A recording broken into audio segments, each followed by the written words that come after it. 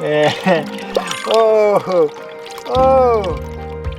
Oh, that's the stuff. If you see a clay pan like this with gravel sitting on it and you're just walking over it, you're probably walking away from a very easy gold deposit. These big wide floodplains are often overlooked simply because it's very hard to track the gold down, but there's one exception, and that is if you have thick sticky clay like I have underneath me here. Clay works exactly like bedrock. The gold can't get through it because it's too dense and it's so sticky it just sticks on it. If you see gravel just like this stuff here sitting on top of this clay, there's a good chance that underneath the gravel there's a layer of gold. There's no gold in the clay at all. We're just scraping the top centimetre of clay and soil mixed together off the top, and that's where all of our gold is contained. And what we're looking for across these clay pans are things like these big rocks, which act like an obstruction, slow the water down a little bit, and that's where you get the really big accumulations of gold. Let's go wash this dirt and see how much we get.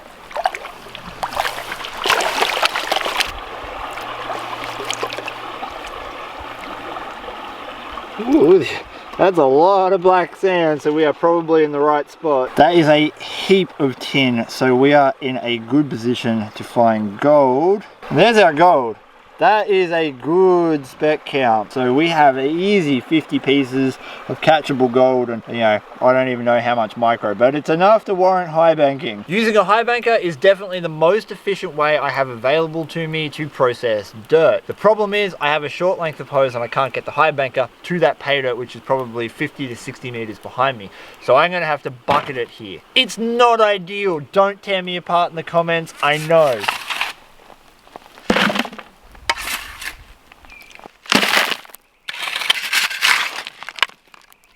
That is a lot of dirt for one bucket, so I'm gonna have to pick this thing up and just see how much pain I'm in for. This is gonna suck.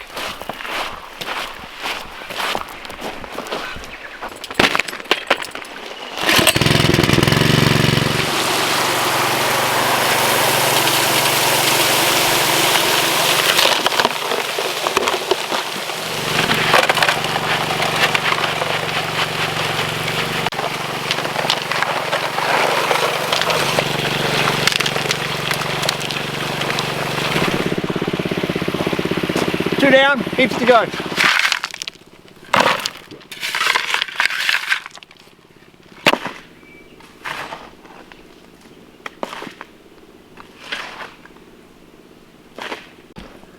Ooh. Farmer's walks.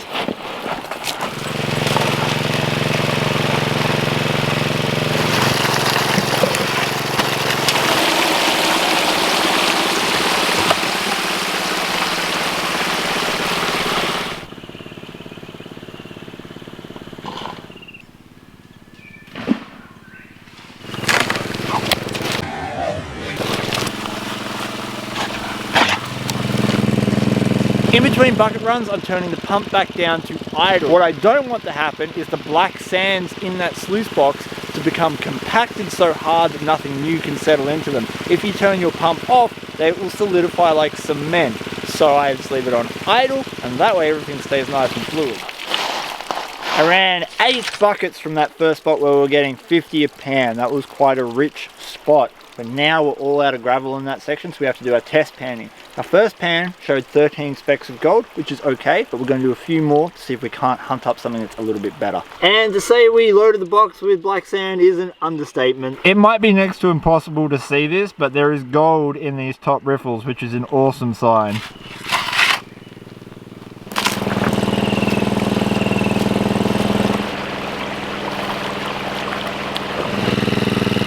So there was no gravel in that, it was just sand, which makes for easy digging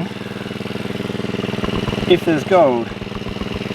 And 2 pieces plus 2 micros is not going to cut it. Place. Yeah, good girl.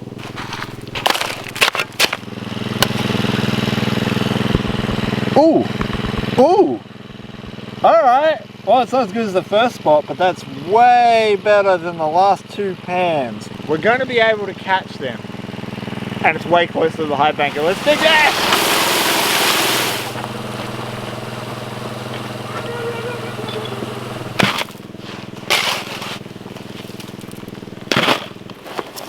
Oh, it's got water in it. That's heavy.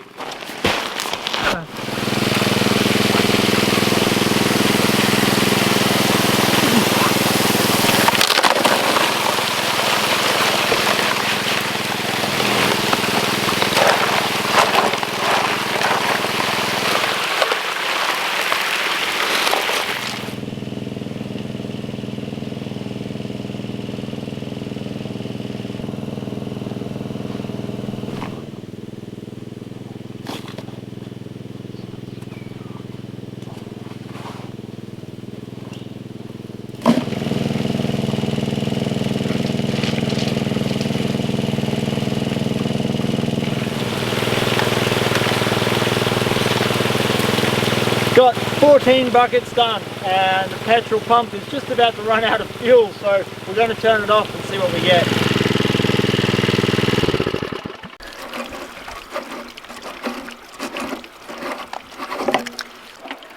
Woo, mama.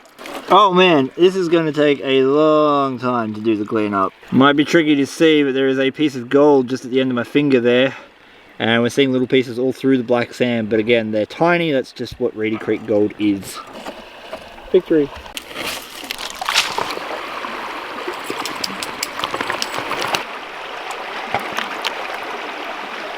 Because the gold on Reedy Creek is so flat and the tin is so dense, you can never really do a proper reveal.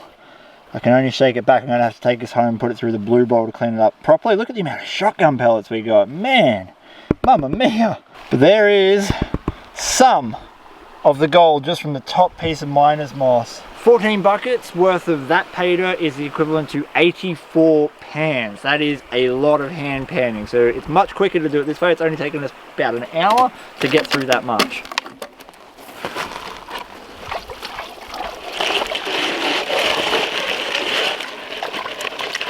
This is the mat that sits underneath the top piece of miner's moss, and sometimes it collects a little bit. Sometimes you get to see that little bit. Yeah, bit of a starry night there. Look at that. That's just sitting on that tiny piece of moss. So I think we're going to be in for a real good cleanup today. This gravel is from really close to the high banker, only maybe 10 meters or so away. So if there's decent gold in this, we're getting the dirt from there, because my muscles hurt.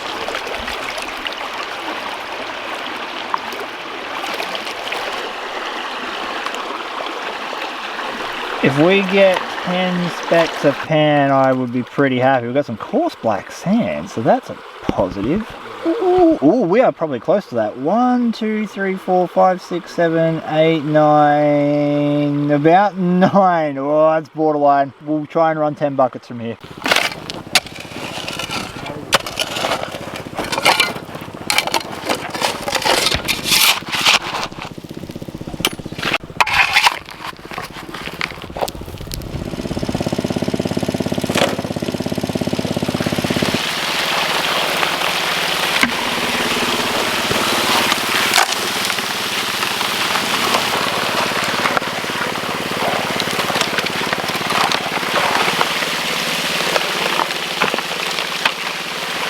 A fair amount of gold in those middle riffles, holy crap. That's cool, but we've stopped. We've done 14 buckets and the mats have turned black.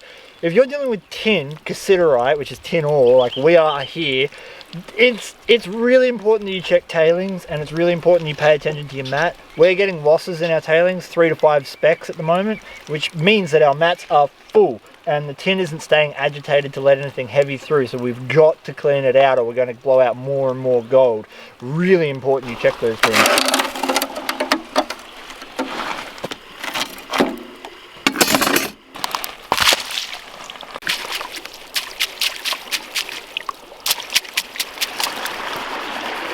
Once again, I've got my catch pan, because all of this needs to go through the blue bowl after it's been classified at home. But we're going to just see what's in that top piece, because it looked freaking good. Remembering that this is from the top miner's moss, and we have a lot more to clean up at home. Look at that. That's what we were talking about. Golden smile and a half.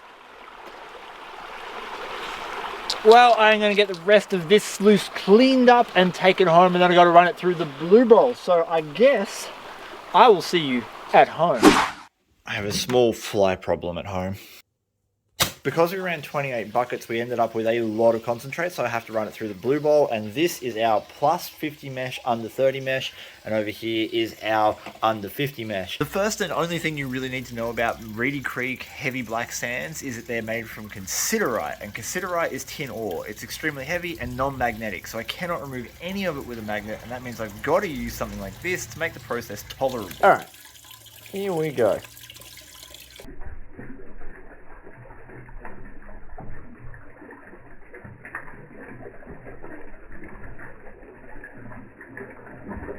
And yeah, these blue balls just take a long time to run, but they take less time than hand panning.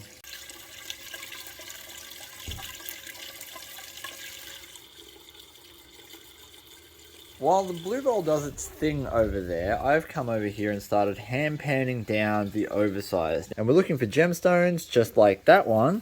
Get into the sunlight. Look at that little blue sapphire. Any larger pieces of gold that may be in there, which I highly doubt, and there actually is. Well, I'll be stuffed. There's a couple of nice flakes of gold in there. Very next pan, and that is a nice chunk. Look at that. That's a great piece of gold for Reedy.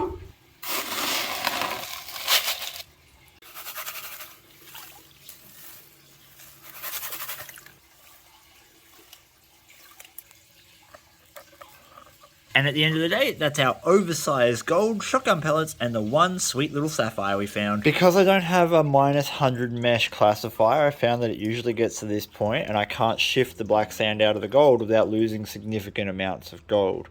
So at this point, I'm literally going to suck this up and I have to hand pan it. Right before we weigh up the gold, I just wanted to remind you about the description below where you're going to find links to competitions as well as all my other social media and merch store where you can pick up a sweet hat, t-shirt or hoodie. Right, on with the weigh-in. Well, here it is. All the gold I got out of that cleanup next to a Clash Guitars pick for a little bit of scale. Look at that little sapphire. That's adorable. I actually live streamed the rest of that cleanup on my Facebook page and I've left a link in the description below. I've got my scales all teared off. And man, that line of gold is looking tasty. Here we go. There's a fair amount of flood gold in that. I reckon 0.76. Ooh, 0.924. 0.924 grams of gold is worth $70.06 at the time of recording, which is incredibly good for just 28 buckets. I want to go back there with a wheelbarrow or a longer set of hoses so I can get right next to that pay dirt and shovel until there is none left, because we could have a multiple gram day. That was barely an hour and a half's run time. Thank you so much for watching. Please give your dog a scratch behind the ears for me. Peace, and I'm out.